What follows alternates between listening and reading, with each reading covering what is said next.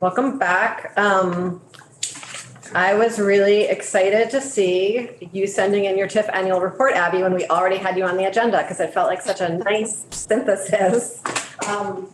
So would love, I don't know how many committee members have had a chance to read it yet, but it's up on our website. We'd love if you could just take a few minutes to talk us through highlights and things you want us to be seeing in here. Sure, yeah. Let me share my screen. I do have a little, oh, I need to have that enabled first. There you go. On the job. There you go. That was fast. She's very fast.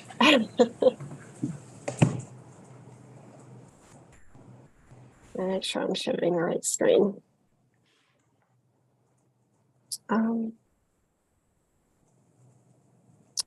Looks like you're able to see that. We are indeed. Thank you. Okay. So the 2023 TIF annual report, for the record again, Abby Sherman, Executive Director for the Vermont Economic Progress Council. So VEPC and the Tax Department are statutorily required to prepare this report every year by April 1st. It details the progress of TIF districts and is outlined in Title 32. It requires inclusion of profiles of each TIF district, details on the projected and actual improvements and developments, and projected and actual incremental revenue, and what was distributed to the TIF fund, the education fund, and the municipal general fund. It also requires the provision of details on financing and other performance measures such as jobs created, the sectors that experienced growth, and the amount of work performed by Vermont firms. So as Chair Kornheiser mentioned, I did provide this to all of the committees of jurisdiction last Friday. And the 2023 report covers activity that occurred during fiscal year 2022. So for tax increment calculation purposes, that is using the 2021 grand list values. And it is, as you can imagine, a tremendous undertaking. It's compiled every year by VEPC's program manager, Angie Farrington, who you all met last week. This is a map that's in the report of the TIF districts in Vermont. Sorry, Abby, 1 second. Sorry. It says 22. Yes, it's for fiscal year 22, which is a 2021 grand list, which we're talking about in 2023. I'm not showing any of the same. Oh, wait, that. Yeah. This is not the report. You have, Abby, will you send us the presentation in addition to the report? You don't have to do it right now, just so that I will. I'll send it again. Okay. Yeah. Cool. Great. Yeah. Okay. Back to you. Thanks. Okay. So this is a map of the TIF districts in Vermont. As of today, we have 10 active TIF districts. As you all heard last week, the Montpelier TIF district dissolved in November 2022. The Killington TIF district was approved on June 30th, 2022, but we didn't include that in most of the data in this report because they are not required to start reporting to VEPC just yet. The first year that they will need to do that is for the year we're currently in, fiscal year 23. So that information will show up in next year's report for the 2024 annual report. I do have one slide on that district at the end of this presentation, though, to give you a little bit more information on that newly approved district. Excluding Killington, the active and retired TIF districts encompassed 2,940 acres of land and 2,437 parcels, with a combined original taxable value of $673.5 million. The TIF report provides an overall summary on the performance of all TIF districts, minus Killington again. As of the 2021 grand list year, or fiscal year 2022, taxable values for all active and retired TIF districts increased by $515 million, or around 76.6%. At the end of the life of those same districts, excluding Killington, I feel like I need to keep saying that. The districts have projected. You're welcome to stop saying it if you want, and we'll remember that you said it once. I just, reading the report, sometimes it's like, what about Killington? Yes. The districts have projected that taxable values will increase by over 956 million. Improvements and developments, the data for this, it references just the 9 active TIF districts. So it doesn't include Newport or Milton North South, as those have retired and we no longer track their data. The 9 districts have proposed to make 274 million in public improvements using 223 million in TIF debt. As of the end of fiscal year 2022, voters had approved 184.6 million in debt, and the districts had incurred 101 million of that. For incremental revenues, this includes actual data for all TIF districts, including Newport and Milton North South. So we've left their data in there up to the point that they retired. Through fiscal year 22, the increases in grand list values yielded 104.6 million in incremental tax revenue. Of that, 95.2 million went to the TIF district funds to pay for debt service and related costs. 7.3 million went to the education fund and 2 million went to the municipal general fund. So that is all years, not just 1 year, that is all years since the start of the program, which I think was 96. Additionally, when the Newport and Milton North South TIF districts retired, they paid out a portion of the remaining tax increment to the education fund. Newport sent 146,000 and Milton sent 131,000. So this is some data on the job growth in Vermont firms. As noted before, this is a part of their requirement in the annual reporting. TIF districts are required to track changes in jobs. This started this requirement in 2013, which is why the data does not start before that time.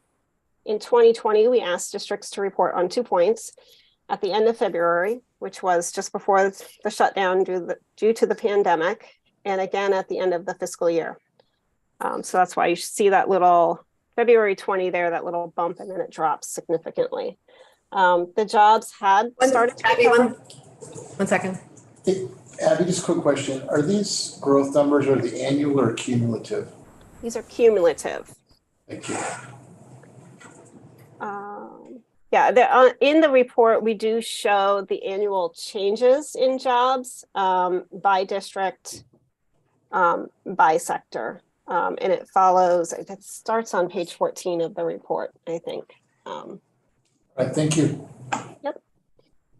So as the chart shows, by the end of fiscal year 21, the jobs had started to recover, but then in fiscal year 2022, as I mentioned last week, St. Albans experienced a large loss of federal jobs when an office there had closed.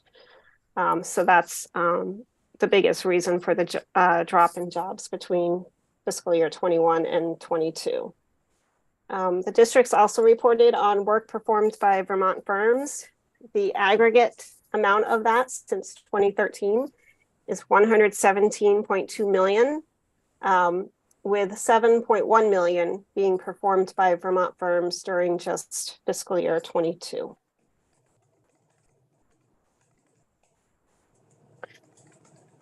With the onset of the pandemic, we started asking districts to report on how it has affected the progress of their district.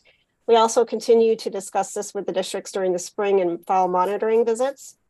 And overall, they continue to report a shortage in labor and supply, as well as increased construction costs. All of this has caused delays in private improvements as well as public improvements.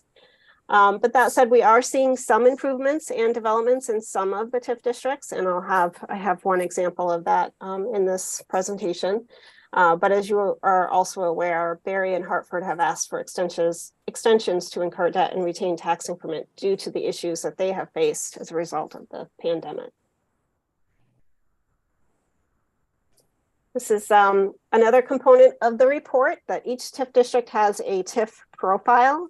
And I'm not going to go through each one, but there's a couple of pages for each TIF district within the report. Using South Burlington as an example, they have actually seen a lot of activity during fiscal year 22. They've moved forward their plans for Garden Street and Williston Road. They received a federal grant award for the pedestrian and bicycle bridge over I-89 after a number of attempts trying to get that grant. And the opening of new town offices, a library, and a senior center on Market Street. They also have a lot of private development happening in the district, which is clearly evident if you drive down Market Street. Just a lot of changes happening right there. And this includes the completion of Dover Place, which is a 45-unit affordable housing development. And they have another development, and maybe it's even complete now. I haven't been there in a bit, but a development of another 60 units of market rate housing, which they had started at the end of fiscal year 2022. South Burlington has invested $31.8 million in public improvements, using $10.4 million of that in TIF debt. And this has caused taxable values to increase through April 1st, 2021 to $29.6 million. Thank you. We only have a couple minutes left here. I'm sorry. Okay, I'm on my last slide, actually. Oh, perfect. I made it very short.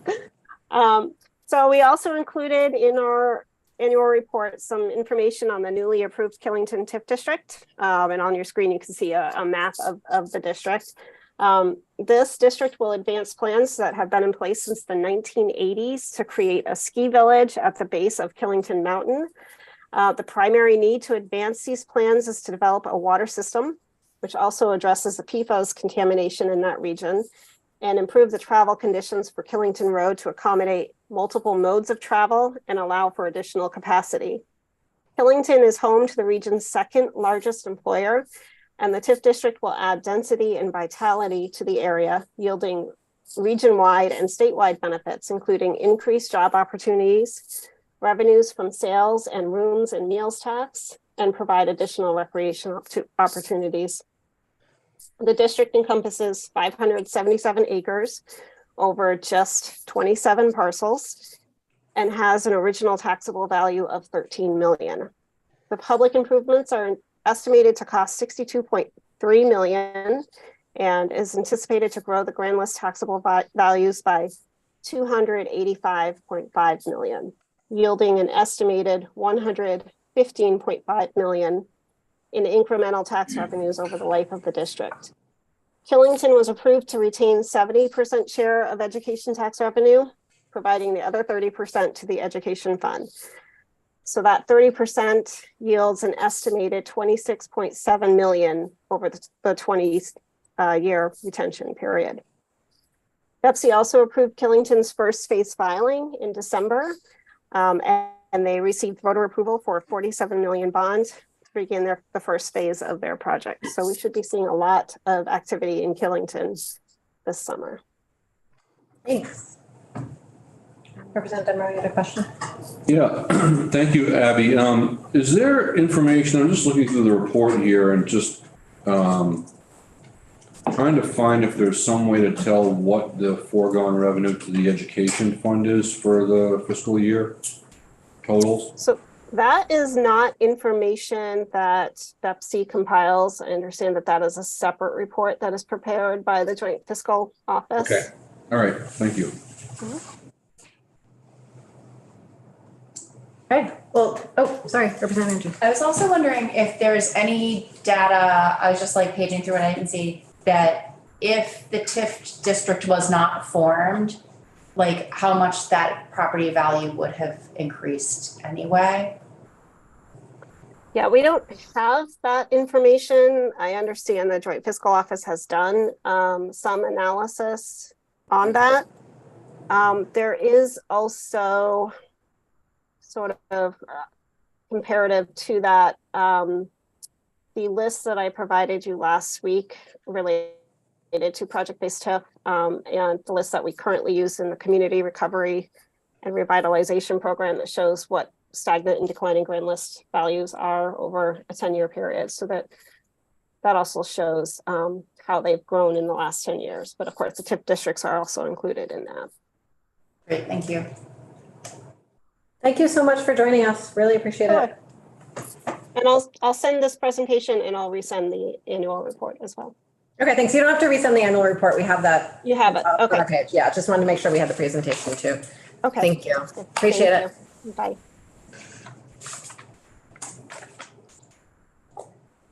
Becky, hello. Welcome. So I asked Becky to put all the bills together into one bill as a strike all amendment to S94. She has kindly done so. It is her job and she does a good job of it. And then, but part of the bill is drafted by David Hall, so he's here inside in case we need him. Yes. Becky Wasserman, Legislative Counsel. So you should have draft 1.2 of the strike all amendment to S94. The first 4 sections have to do with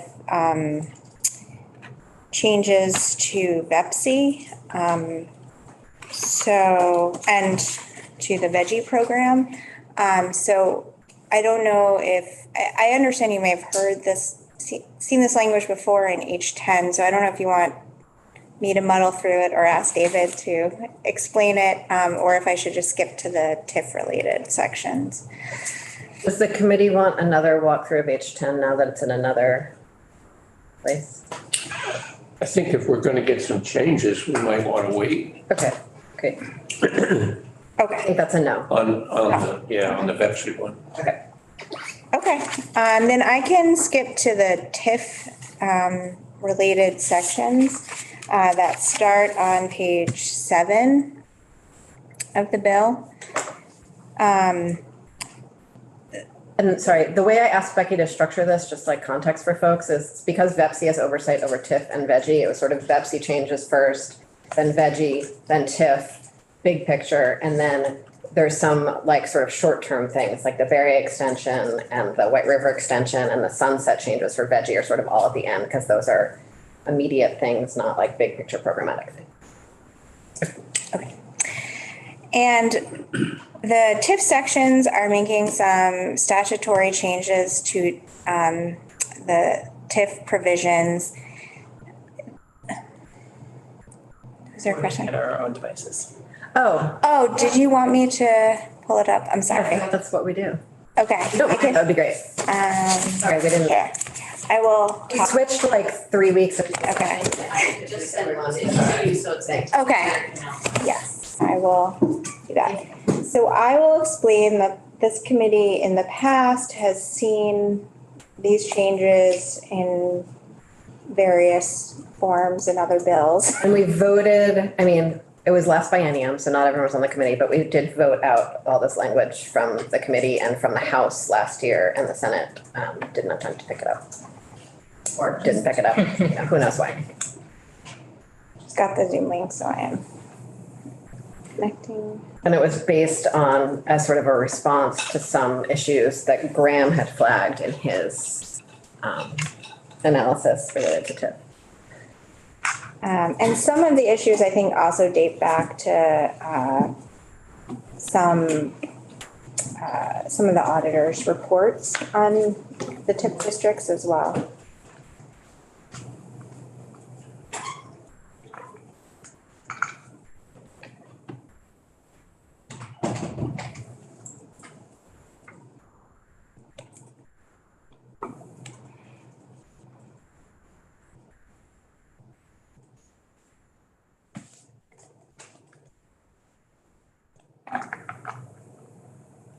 Okay, it's launching. Be there in a second. It's amazing how often like 30 seconds feels like an eternity in these rooms, but it's okay, we can just wait 30 seconds.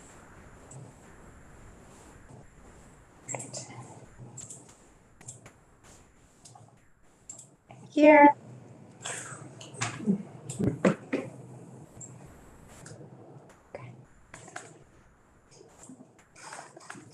Okay. So, right document, yes. I'm just gonna scroll down to page 7. So, avert your eyes. There we go. Oh. Thank you. Okay, so, the first, section 5 is changing, well, let me start over. The TIF districts, the statutory provisions are in both Title 24 and Title 32, just to add some confusion. So the Title 24 language I put first, and then there's some changes in Title 32 as well. So in Title 24, in Section 1891, there are definitions related to TIF districts. And there are two definitions that are being amended by this language. The first on the top of page 8 is the definition of improvements, which is referring to the sort of new infrastructure that is being created as a result of the debt that's being incurred. And this change on line 6 says that improvements do not include the funding of debt service payments.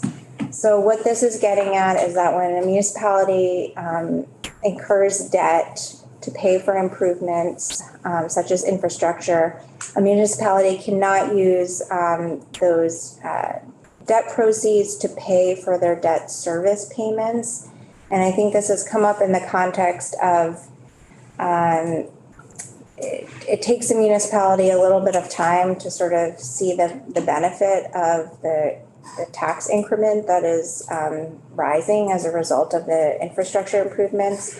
And so this would say, you know, while you're sort of waiting for that, to see that increase in value of the property, you can't be using the debt you incurred to pay back your debt service payments. I came up at St. Albans. Do I remember that? These are all sort of like Yeah. scattered things that have come up in various places. And I think if we try to identify a location to each of them, we will All right. too Enough. far into the Wayback Machine. Yes. Yeah. They're all based on areas of the statute where there was confusion in all directions by one location or another. Yep. Okay. So the next change is to the definition of financing. And this is getting at, so financing means that the debt that is incurred, including principal, interest, and any other fees to pay for improvements. And some municipalities sort of incur their first debt, in a sense, by taking out a bond anticipation note. And so there was some confusion over whether that was permitted and whether that should be sort of used as the first incurrence of a debt that sort of sets the clock for a TIF district. So this language says that bond anticipation notes may be used as a method of financing. However, they shall not be considered a first incurrence of debt for that district.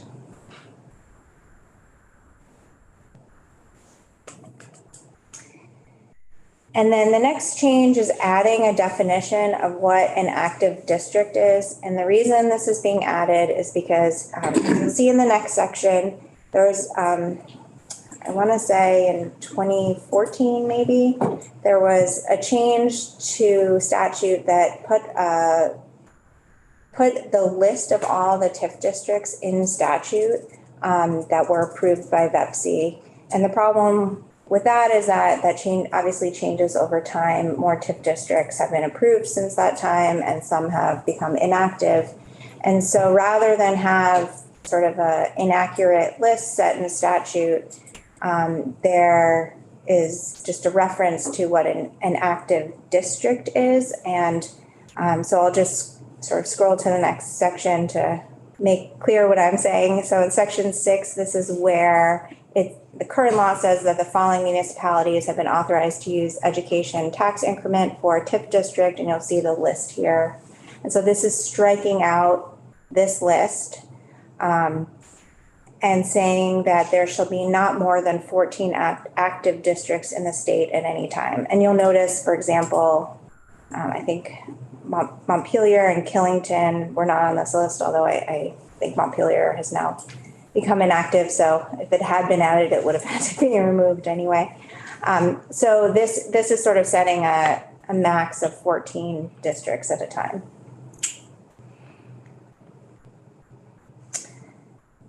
And then in subsection H in the same section, there's a reporting requirement about this is where JFO is asked to, look at the amount of debt that prudently may be authorized for TIF districts in the next year and whether the number of districts should be expanded. So this language is just being changed to be consistent with this new idea of having a set number of active districts rather than referring to that list of districts in statute.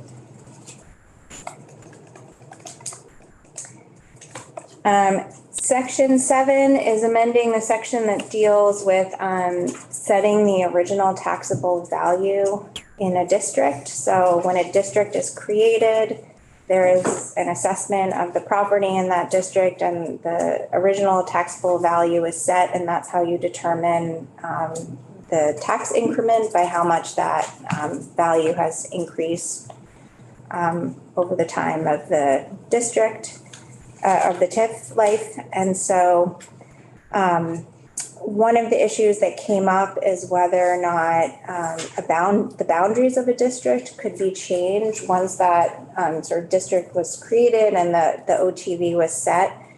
So this new subsection B in the top of page 11 is clarifying that there can be no adjustments to the physical boundary lines of the district after the TIF district plan has been approved.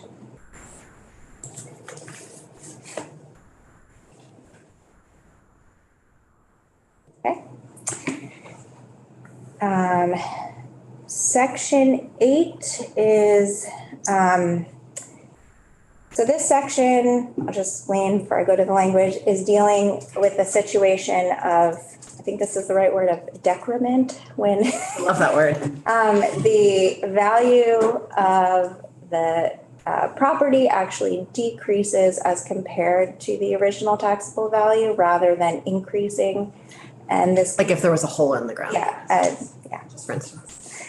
that would be a good hypothetical example, a hole in the ground. And the improvement has not yet been made, but perhaps you needed to tear some things up before that improvement is made. So there were some questions about, well, when the value has decreased, what does the municipality have to send to the education fund if there hasn't been, an increase in value of that property? And so this language is saying, regardless of whether the property increases or decreases, you still have to remit not less than the amount of tax due on the original taxable value for those properties to the education fund. So you'll see sort of references to that change in two places.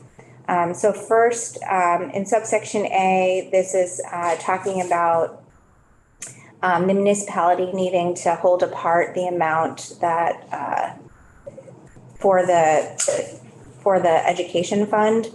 And it is currently, the language refers to for which the assessed valuation exceeds the original taxable value. So this is striking out that language to allow for a situation where, it could be decreasing, but you still need to hold that amount apart.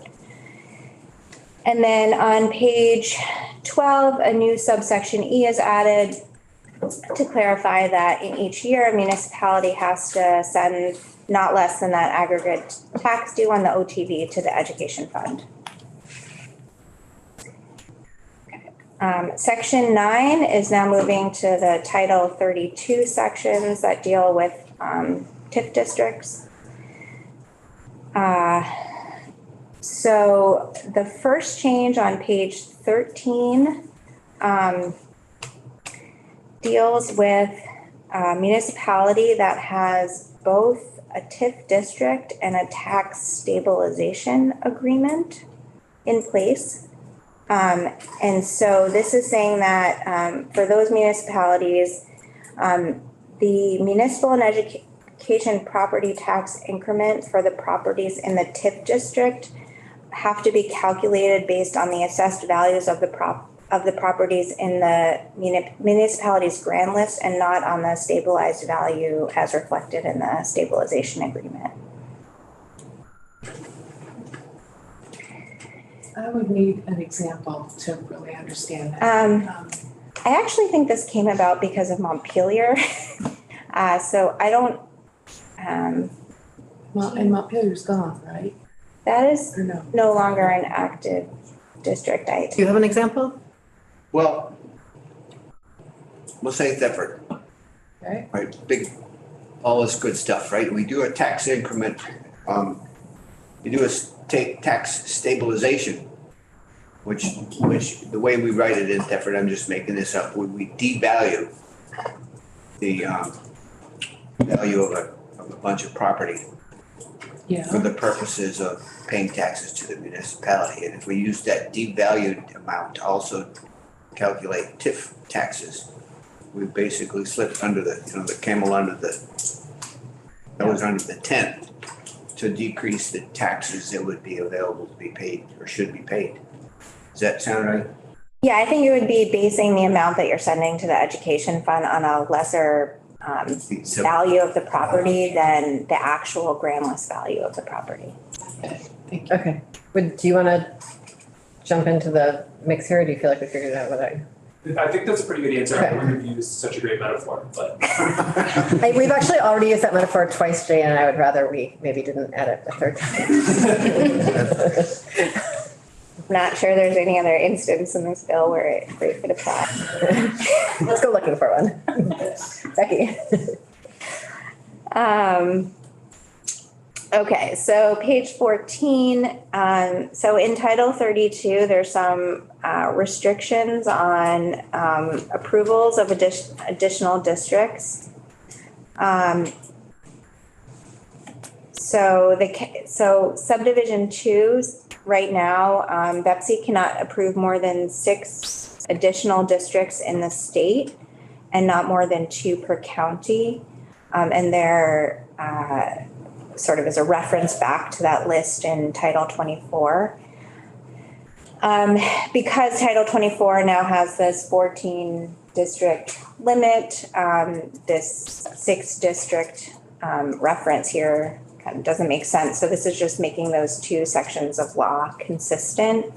And part of the problem with saying not more than 6 districts is that whenever BEPC was adding districts, it was unclear that it's 6, when that 6 was referring back to. So this is just trying to clarify, it's just not more than the total amount referred, that total 14 district amount in Title 24. But there is still a not more than 2 per county limit.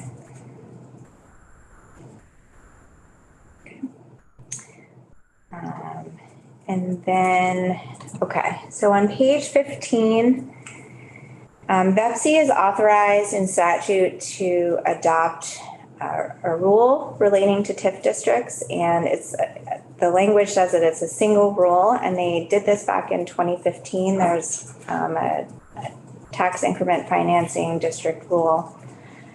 And in that rule, there is a process for approving substantial change requests. This language is amending sort of the legislative intent and direction to BEPC about what should be contained in the rule. And so it is saying that the council cannot approve the rule should say that the council cannot approve any substantial change request that results in a municipality needing to extend the period to incur debt or retain education property tax increment. So if a municipality goes to BEPC with a substantial change request, if that request has the result of doing either of those things, then BEPC is not authorized under the rule to approve that request. So that change is also reflected in section 10 which is asking Betsy to amend their current rule by October 1st of 2024. And I tried to give a sort of substantial amount of time considering the length of the rulemaking process for them to do that.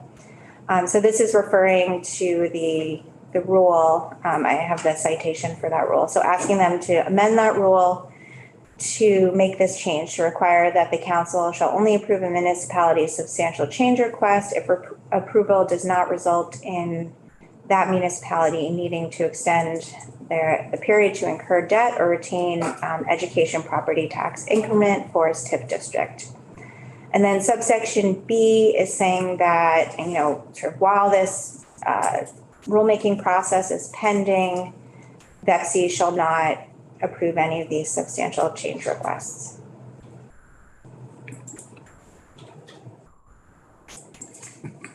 Pretty straightforward. Section 11 is a veggie section, so I'll skip over that one for now. And then I'll go to section 12. Do you want questions now or you want to wait till the end or TIF questions or veggie questions? if Go for it. page 14? I just want to make sure when you're going through it, the General Assembly with down at the bottom, 16 through 21. So they can exceed the 14 active district limit. Yeah, so this has always been, this is current law that in the General Assembly, when the legislature is not in session, the E-Board does have authority right now to approve an additional TIF district that exceeds the limit that's set in statute. So they are allowed to do this right now with that sort of 6 district limit. And so I increased that to the 14 to sort of make that consistent about what the limit is that you're saying. But there is this authority that the E-Board can approve applications when you're not in session. So you could end up with more than 14 active districts. And does that cause problems? I'll have to look at the rest of it. Okay, never mind. So- I think if the idea was that if there was a TIF emergency between What happens constitutes an emergency? July and December, that they can get a TIF district approved through the E-Board. It does seem absurd, Is that the something, idea of a TIF emergency. where is that located? Is it in this? Yeah, this is current law. So I mean, you could, of course, change current law to take this authority away from the E-Board. I mean, once you said it out loud that way about a TIF emergency, it really just all of a sudden seemed like the big. I mean, there might That doesn't be, there might straight face be test. an example that Betsy can provide that I think there was a reason why this was added. I don't recall the circumstances. Well, let's flag it as something we might want to remove. Thanks. Yeah. So, and the suggested change is to more than double from 6 districts to 14.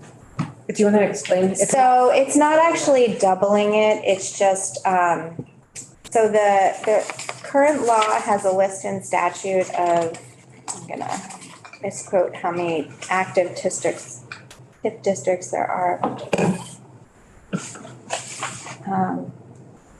I think there are probably about 11, do you know off the top of your head? There are 11. So current law has 11, and then statute said that there was not more than 6 could be approved, in addition to what was set out, that 11 set out in statute.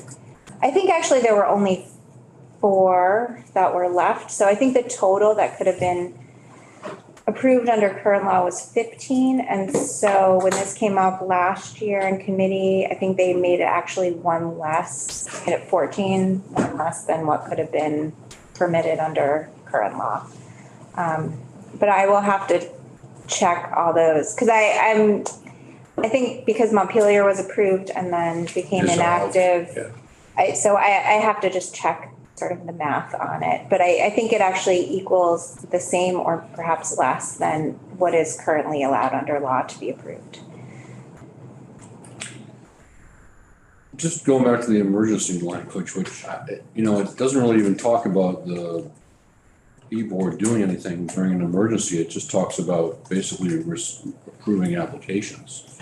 Oh, I'm sorry. I added the descriptor of an emergency. Right, yeah. that it would need to be done off session in a situation where they couldn't wait for the legislature to come back in January. Yeah, it seems like the way it's written now, the idea of them, approving, I'm sure the e-board has way better things to do with their limited time than approve a TIF district. Well, it's actually it's confusing to even think about, given that the e-board meets pretty soon after the legislature starts, and then generally doesn't meet again until right before the e-board usually meets pretty soon after the legislature recesses, and generally meets one more time right before the legislature reconvenes. And so it's not like joint fiscal, which meets very regularly throughout our off session. The e-board usually just meets twice a year, and usually just right around the time that the legislature is. So it seemed like make more sense for that to be joint fiscal. If we thought that there was a possibility of a Right, TIF that there might be an emergency. emergency, yes. TIF emergency. It's gonna stink, Sorry. Call it a TIF emergency. TIF emergency. Thanks. All right, that was all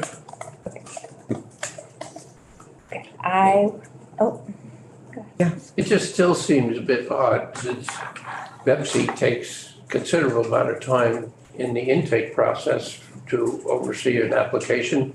Municipalities know that they have to seek legislative approval.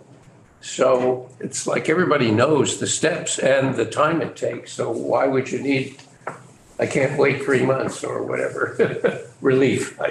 I'm puzzled. I think there might have been a situation where there were multiple applications pending and not enough slots for the amount of municipalities that had pending applications, and there was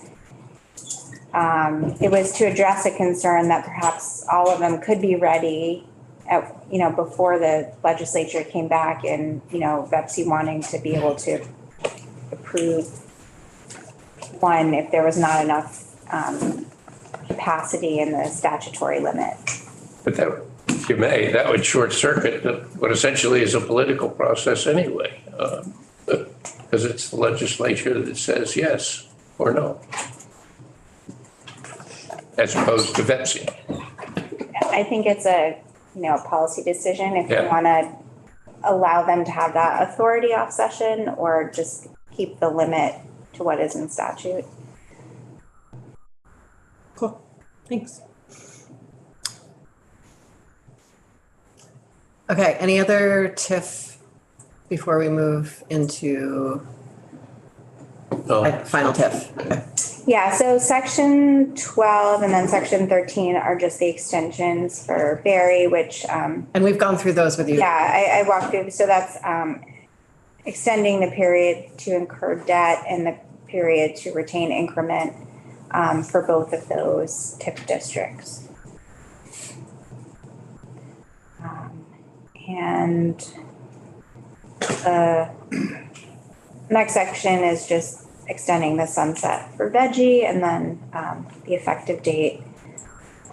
And then I'll note I did change the title of the bill since this bill was related to the Barry TIF district.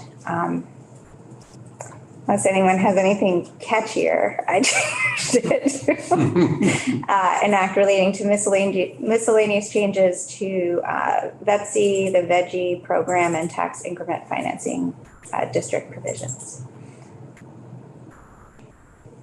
I think that's a delightful title, thank you. Either that or the possible TIF emergency. What is that? What's the sentence between 7 and 8? this act shall take effect on passage and that Oh, so we, set of, if, this is language that we put, if we want to amend the title of a bill in an amendment. I'm sorry. So this is saying if after passage, the title would be changed to this new title. And that's because the bill as introduced was specific to just the Barry TIF district.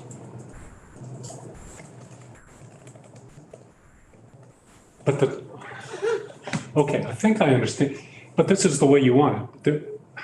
You've got a period after passage, which stops. Oh, yes, that's the way That's okay. it's not part of the bill language. It is sort of more of an instruction on changing the title of the Okay, bill. all right.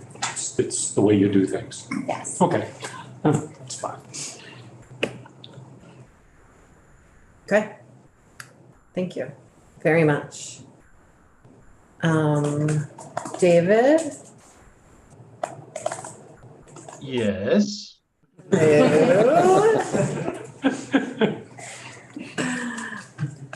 Thank you, Becky. Thanks. I think you took us through H10 already. I just wanted to flag for you that one of the pieces of testimony that we heard today was some confusion, need of clarification around how we were communicating the new reporting requests with regard to the use of the word aggregate and the thresholds for the tranches of wage reporting and stuff like that. So I'll reach out to you with some sort of attempts at clarifying that from tax.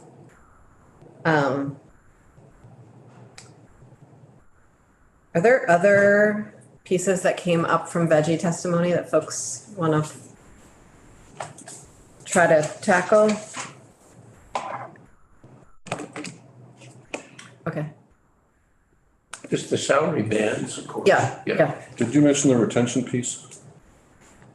Nope, that was a word right there that I couldn't Okay. read, that I All think right, now yeah. says retention. Yeah.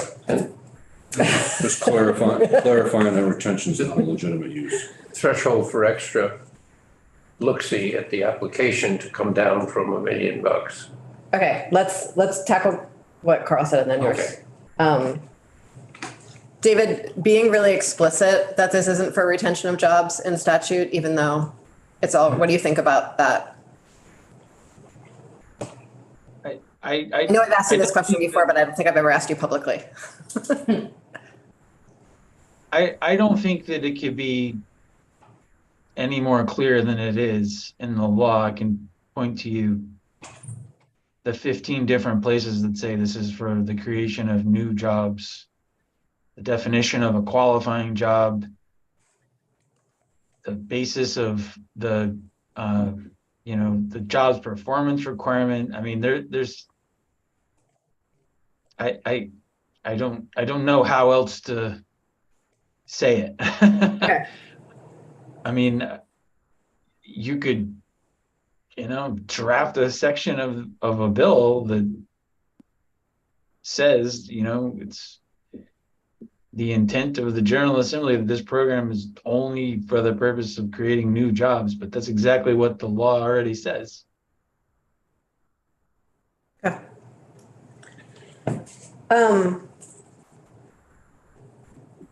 And then the threshold around $1 million for having a legislative economist weigh in. I think we might mix that into the sort of newer reporting thresholds that are already in there. And focus on a lower threshold or a different threshold.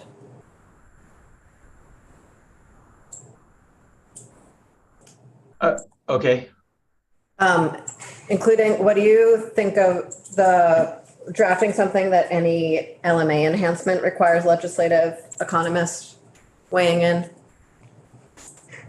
as well? Yeah, let me just make a note here. Thank you.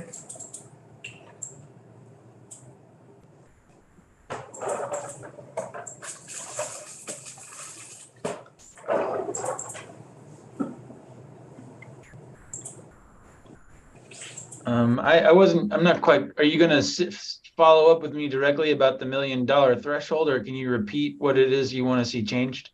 I don't think we're clear on what we want to see changed, so we will follow up on that. Okay. But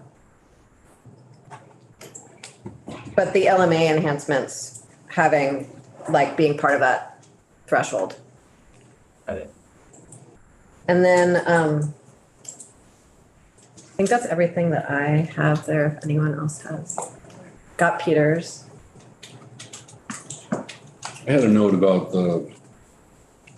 the auditor's office giving access to executive session. Oh, David, we heard two different perspectives on this, and I'm curious yours. Whether the auditor's office is welcome in executive session, is able to attend executive session or not without legislative action.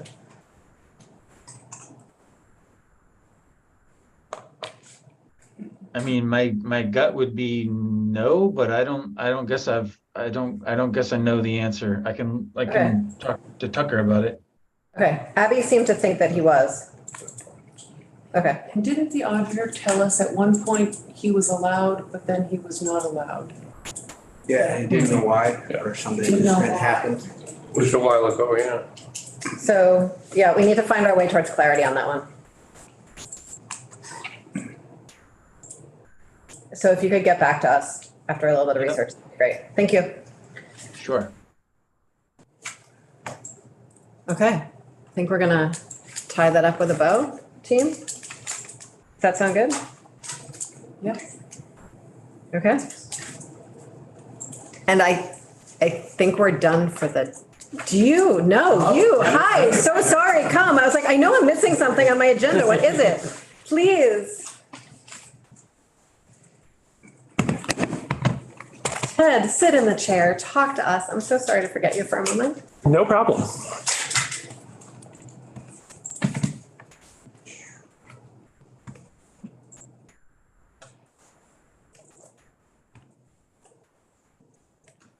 Okay, for the record, Ted Barnett, Joint Fiscal Office. I'm going to talk about some of the fiscal considerations of S94 with the amendment, primarily on the TIF side, actually explicitly on the TIF side. So wanted to place this within the recent extensions in debt incursion periods. Hartford received an extension from 2021 to 2024, that's a typo. And then all other districts in 2020 and 2021 got their incursion periods extended by 1 year. In the amendment, the changes in sections 5 through 11 are technical. At JFO, and this kind of concurs with fiscal note presented on this language last year. There are two potential revenue impacts. One is in section 5, the portion that clarifies that improvements do not include debt service payments. JFO estimated that if the use of increment in this way were actually allowed, it would cost the ed fund about $100,000 per year, but to the extent that is disallowed, there's not a revenue impact. The second one, if TIF district boundaries were allowed to change after they were set up, that would obviously influence how much increment was going or not going to the ed fund, but it's really unclear to the extent that future districts or current districts would make those changes at this point. So we wouldn't put a fiscal impact on that. But moving on to sections 13 and 14, which are the extensions of Barry and Hartford increment retention period. I am going to talk a little bit about those fiscal impacts, but first, high-level overview of the Barry TIF district. It was created in 2012. S94 would extend the period to incur debt from 2024 to 2026. And it would extend the period to retain increment to 2039 from 2034. So it's a pretty large jump. Their debt status right now, they're anticipated to incur about 7 million, and they voted on 2.2 million and actually incurred 2.2 million of that debt. In Hartford, they were created around the same time in 2011. Their incursion period, the time in which they could incur debt, would also be extended to 2026 in S94. Their increment retention period would not be extended as long. It would only be extended to 2036. This district would has incurred more debt, and their total is 7.5 million. So to talk a little bit about the impacts on the ed fund, I bring back our trustee TIF model here and mention that both districts are kind of right in the middle of their tax increment period. And so in this chart, they are basically asking to move this portion of red where they're holding on to increment from the education fund, move it into the green. And so there's a cost to the education fund for that. And different people think about this cost in different ways. And I wanted to talk about this in a little more depth. Your increment in a TIF district comes from two sources. One is all the existing parcels in the district. And so as grand list value increases, they're increasing their taxable value, and that's increasing the amount of money that the district can retain to pay their debt.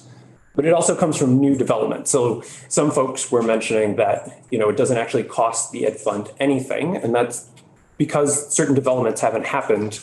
The taxable value from those developments haven't come online, but there's also the existing parcels that are incurring more debt. And so forecasting costs of the education fund really depend on looking at what would happen if the TIF district wasn't there. So if the development would not have occurred anywhere in the state, there's no cost to the education fund for the TIF district. So thinking about that, there wouldn't have been, without the TIF district, any increase in taxable value from the TIF if there was no development that would have happened. However, if development would have happened anyway, or elsewhere in the state. Or if property values just increased in that area without development. Right. They do. Right. Okay. Yeah. And so if this development would have occurred anyway, you're basically taking money away from the ed fund to drive development that would have happened elsewhere in the state. And the e-board every year, as mentioned, comes out with a forecast of the cost of TIF to the education fund. And really they're looking at the maximum cost. They're assuming that development would have already happened in the state to get a sense of the maximum tax expenditure. And it's a way of looking at it. And so using that model from the e-board, the estimated cost of the TIF extension in Barre would be about $275,000 to $290,000 per year from 2034 to 2039. And that's about $1.65 million in total. In the grand scheme of the ed fund, this is not a huge amount of money, and it's a decade into the future, but there is a cost. And in Hartford, since the district is larger, and they are seeing kind of larger growth in their grand list, their cost is a little higher. It's $650,000 per year from 2034 to 2036. And that's at least $1.6 million in total across those years, those 2.5 years. No questions now. Okay. So these totals, the 275 to 290, and then the 650,000, that is spread statewide, right? So every property owner in the state incurs that debt, a little bit of that debt, right? Yes, that is correct. I mean, again, within, talking with Julia, that size of change within the broader context of the ed fund is small. And that amount would be kind of de minimis and hard to forecast a change in tax revenues, but you're right, it would incur. So to give it some reality, I think I remember correctly that, is it 1 penny raises 11 million? I think that's right. I learned that long ago, so maybe it's not right, but I think it's something like that. Mm-hmm. That's the approximate Ed fund, yeah. Right. she Yes. scale. I think of it as a way of like getting my head around scale rather than like calculating anything. Yeah. Yes, Yeah. oh, yes, Yeah. correct. Yeah. Me too. Yeah. Just sort of give it a ballpark, all right. Oh, okay, so, thank you. I think the interesting part about that is, you know, whether we're talking about TIFs or mini TIFs or whatever, like there's just huge swaths of Vermont that are never gonna want to access a program like this, let alone able to do something with it once they do. Even if all of the requirements went away, right? It would still be like there's just certain areas of the state. And so it's interesting to think about sort of how those costs are being borne across the state for sort of improvements that are happening in one area. Improvements in one area also serve the rest of the state. So like, you know, there's a lot that happens in Brattleboro that folks come from all over the county to come access. So it is important that we sort of think larger than that, but it does create a weird thing with the ed fund. Yeah. To that point, can you just remind me where we landed? I think, was it last week? We were talking about project-based TIFs and sort of a broader conversation of how do we ensure equitable access to capital investment dollars. Was like we were going to keep thinking about it? So I had a conversation with the auditor's office last year and with JFO last year, mostly with Chris Roop. Okay. About all of this infrastructure money we were getting from the feds and ways we could set up stronger grant and revolving funds for infrastructure that are way more integrated than like, here's the $10,000 you get for wastewater and the $5,000 you get for salt removal and the, you know, and I dropped that thread, but it's a great thread for someone else to pick up. And I think the treasurer's office would probably be pretty interested in it too. So we could try to put some agenda time aside for it, but having like something to grab during that agenda time would probably be helpful. So I guess it's a request for you to go forth and think deeply about it. Could we like We could put it in add a place. study? We could add study. We could totally add a study. Yeah. It's like signature legislative move. Yeah. It actually does seem like a good place for a study. Yeah. Okay. Yeah. That slide before this one, that those assumptions, the 1.6 and the 1.65, those are assuming that that they would have developed anyway. Correct. Okay. Exactly. Okay. Into the question really quickly before I move on, I know the auditor in previous testimony in Senate Finance also mentioned considering other alternatives of financing development in communities. So I know they're interested in that conversation as well. So there are fiscal impacts to municipalities. JFO traditionally does not forecast costs to municipalities as a part of our work. But municipalities are, wanted to flag this, retaining both education fund and municipal general fund tax increment to pay their debt service. And so the decision of whether or not to extend retention periods will impact municipal general funds. And so in the most recent TIF district financing plan, the towns projected different times for which they would have to retain increment beyond their 20-year period. So in Barrie, the projection is they would have to retain municipal increment all the way through 2041. Their period was ending in 2034. And in Hartford, they were projecting to pay on debt service until 2042. So looking at each town in a little more focus, with extending the time in which these cities can retain increment is going to extend the time in which they're paying on debt service.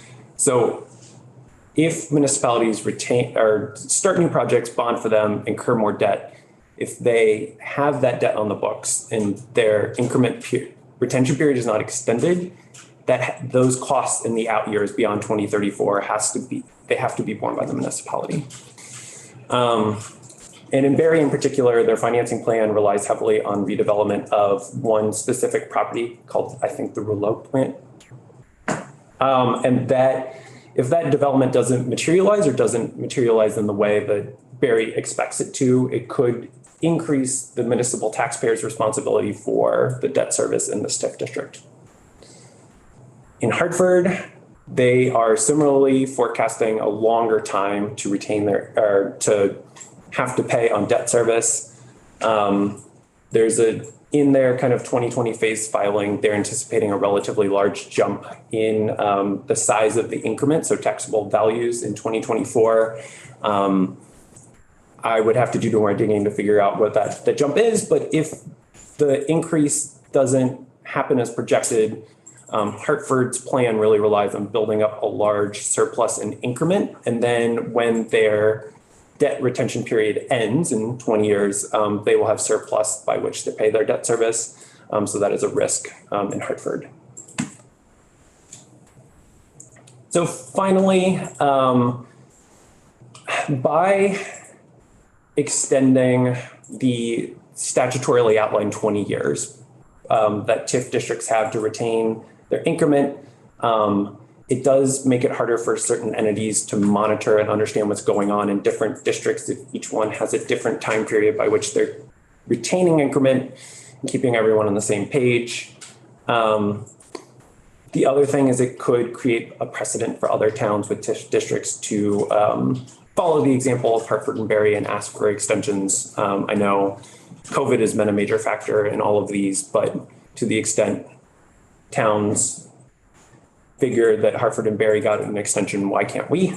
And so this is all under the premise that statute is clear that with development projects, there are risk, and this extension of increment would bring in the education cost to potentially bear some of this risk. So, yeah.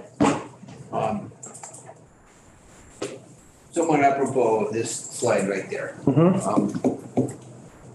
Representative Anthony asked half an hour ago, or whenever it was, about TIF districts know what they're supposed to do, why do they continue to sort of push the envelope? And I think we've all seen that happen. You know, it's not as if Deborah doesn't know what to do, but you know, someone else got away with it, so we'll try to get away with it too. And I take to heart setting precedents here, and expecting, you know, Jeff did it, so I'll do it. It's just my common language comment on the situation. Yeah. Ted, thank you. I did go and look at the, you referenced Graham's study from last January there, and I just was trying to, I'm trying to wrap my head around what is this, how much foregone revenue does this take away from the ed? And it looks like from reading his study, it's somewhere between $8.5 and $15 million. Does that sound right to you? That would seem kind of low to me, but I think if you're looking at the Barre TIF and imagine that's going to be less than $500,000 a year, maybe that makes more sense. But those numbers sound about right to you? 8 to 15 million statewide? I'm gonna have to go back and look at Graham's issue brief. I don't want to commit to anything in the chair, but I can definitely, yes, I would just want to be conservative. Thanks. Yeah. Maybe I'm not reading it right, maybe I'm missing something, but I'd love to know what your take on is on that. Yep. And yes, I did put that Graham has a great report that is required by statute, and it was last published at the beginning of 2022. Representative Andrews, to your earlier question, it does talk about background growth in Grand List and attempts to do some forecasting on cost of the ed fund, factoring into that as well. Yes. Yeah. I just suspect, given our discussion about the common level of appraisal, it would be very difficult to calculate under this environment what would normally happen to Grand List, because this is not normal. I don't know what you do with that, but there we are. And Graham was essentially penning his program before the full flower of the explosion in Grand List happened, so. Right, and I'm like more trying to just understand the broader picture rather than trying to pinpoint anything in real estate in the You last bet, 2 years. And I think it's possible that there's been some pretty steady growth in grand list values pre-pandemic that we just didn't really notice quite as much as we could have because they weren't sort of on a scale and quite in our face and things hadn't quite tipped over yet. Yes, and they are different between Barry and Burlington and Hartford and all these places that, different steady states. The other interesting thing that's gonna happen in the next 2 years is that the Burlington waterfront TIF and the Winooski TIF are going to be done retaining their increment. Hypothetically. Seeing what that looks like too will be what sort of revenue that generates for the ed fund will be interesting. Those are two of the larger value, higher value TIFs.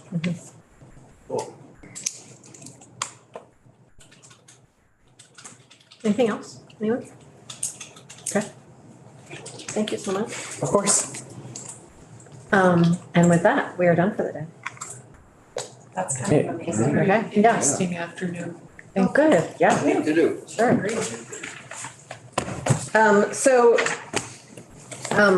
Hoping to actually finish up this bill this week if we at all can. Sure folks are aware. Peach and Chris Root. Yeah. So if folks are thinking about changes, say something sooner rather than later. We have a vote warned for it for Thursday morning. And sure folks know this, but like rather than just rumoring, I thought it's like the childcare bill will come to us.